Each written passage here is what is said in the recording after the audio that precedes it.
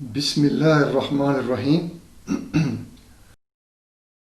Today our topic is paragraph writing. We'll learn how to write a paragraph and what are the differences between a paragraph and an essay.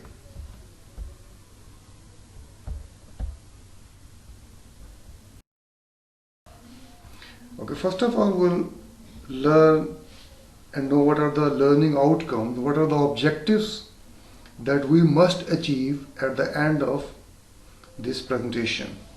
Number one is know the difference between a paragraph and an essay.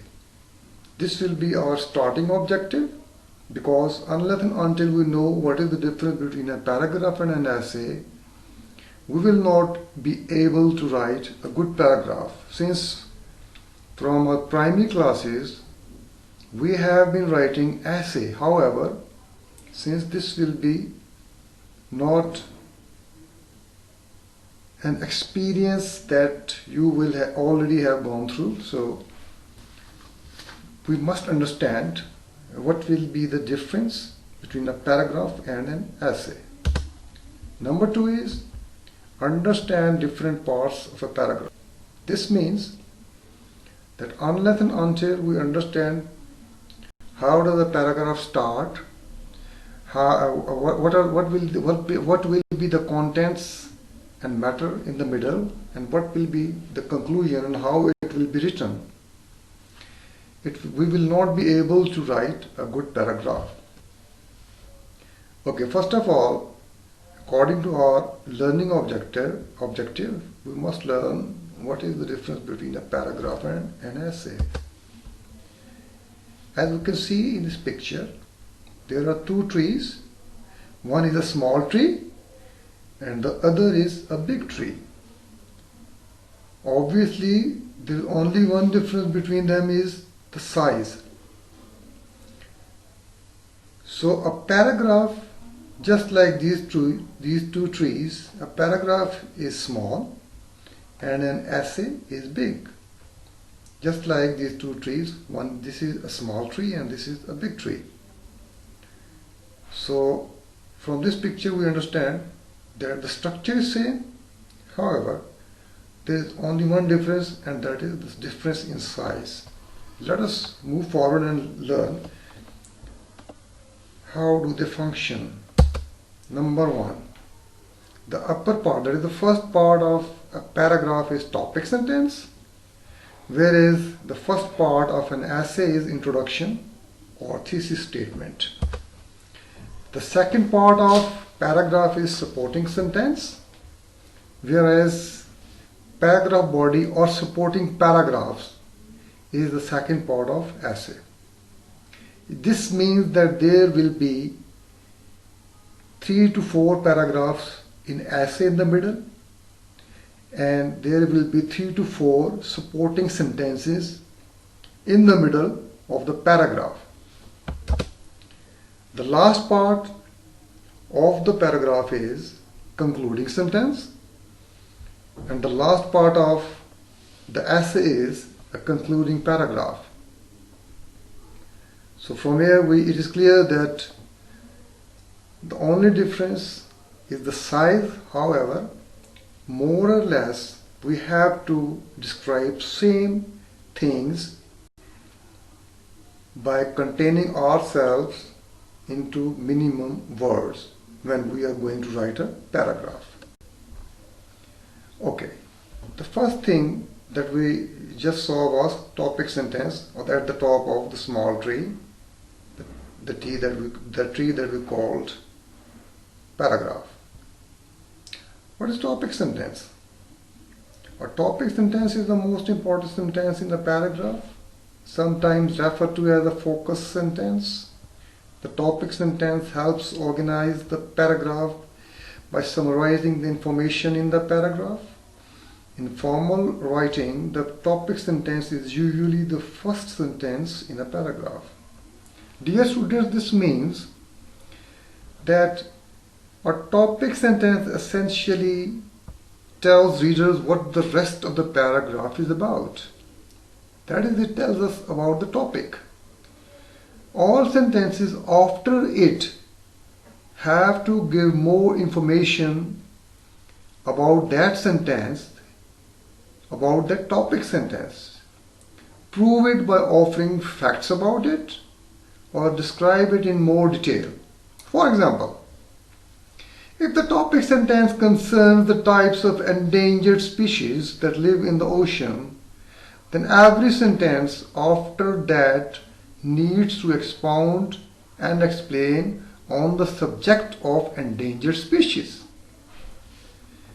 Moreover, dear students, topic sentences also need to relate back to the main idea of the paragraph. The main idea or the thesis statement is like a road map that will tell the reader or listener where you are going with this information or how you are treating it. Okay, let us see some examples of topic sentence. Okay, here is a topic sentence and we'll learn what are its parts. The topic sentence is there are many reasons why pollution in ABC town is the worst in the world. So we learn that the topic of this sentence is pollution in ABC town is the worst in the world, and the controlling idea in this sentence is many reasons. Okay, here is the second example. Try to focus this example. There are many possible contributing factors to global warming. So the topic of this sentence is global warming, and the main idea is contributing factors.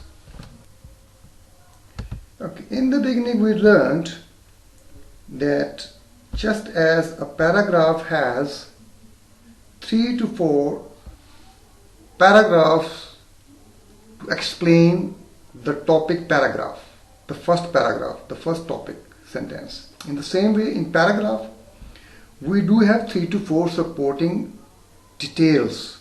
However, we have to sum up these 3 to 4 supporting details in minimum words, and in the end we'll learn how much words we have to use in supporting sentence.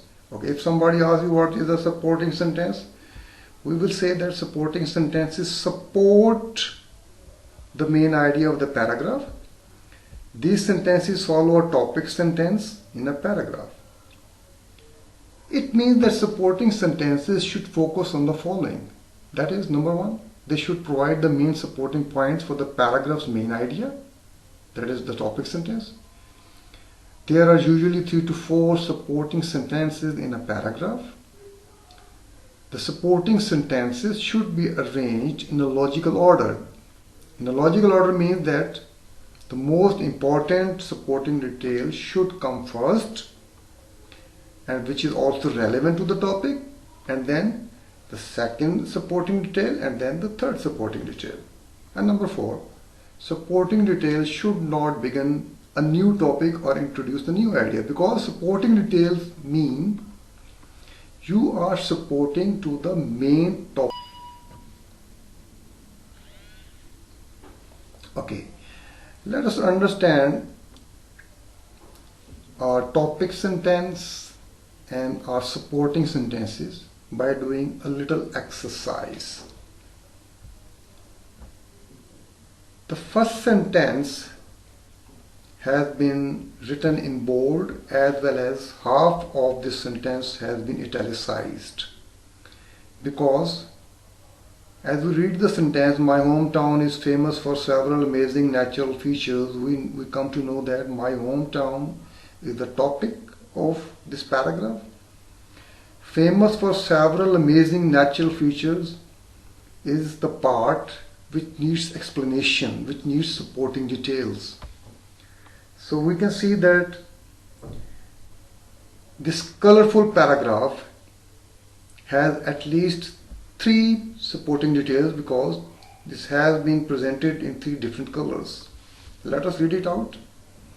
My hometown is famous for several amazing natural features. First, it is noted for the Ravi River, which is very wide and beautiful. On either side of this river, which is 175 feet wide, are many trees which have long branches that can move gracefully in the wind. In autumn, the leaves of these trees fall and cover the river banks like golden snow.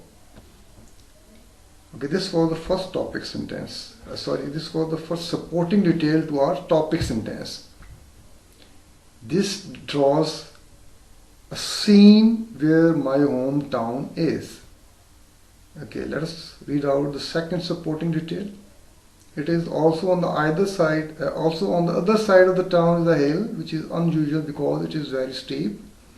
Even though it is steep, climbing this hill is not dangerous because there are some firm rocks along the sides that can be used as stairs. There are no trees around this hill, so it stands clearly against the sky and can be seen from many miles away. Okay, the third supporting detail in green color is, the third amazing feature is the big old tree. This tree stands 200 feet tall and is probably about 600 years old. These three landmarks are truly amazing and make my hometown a famous place. So you see, in the last line, the writer is summing up the paragraph by referring to the topic. And our topic was my hometown, which we see in the last line. Okay, now we come to the last part of the paragraph writing, and that is concluding sentence. In essay writing, we have a concluding paragraph, and in comparison to essay writing, we have a concluding sentence in paragraph writing. So what is a concluding sentence? Concluding sentences have three crucial roles in paragraph writing. They draw together the information you have presented to elaborate your controlling idea. In essay writing, the concluding sentences often link the current paragraph to the following paragraph. They may anticipate the topic sentence of the next paragraph. However, in paragraph writing, they often qualify the information or perspectives developed in the elaboration. Dear students, this means that a concluding sentence is used to signal that your paragraph is coming to an end. Writing a concluding sentence can be more difficult than you realize.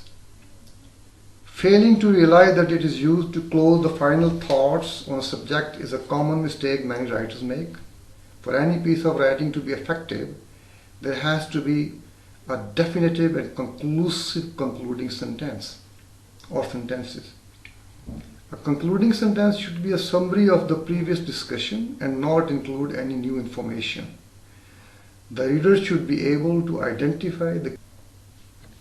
Okay, dear students, let us analyze our learning objectives by exploring this example, what we have learnt in our previous slides. What are the parts of paragraph and how they have been presented in this paragraph.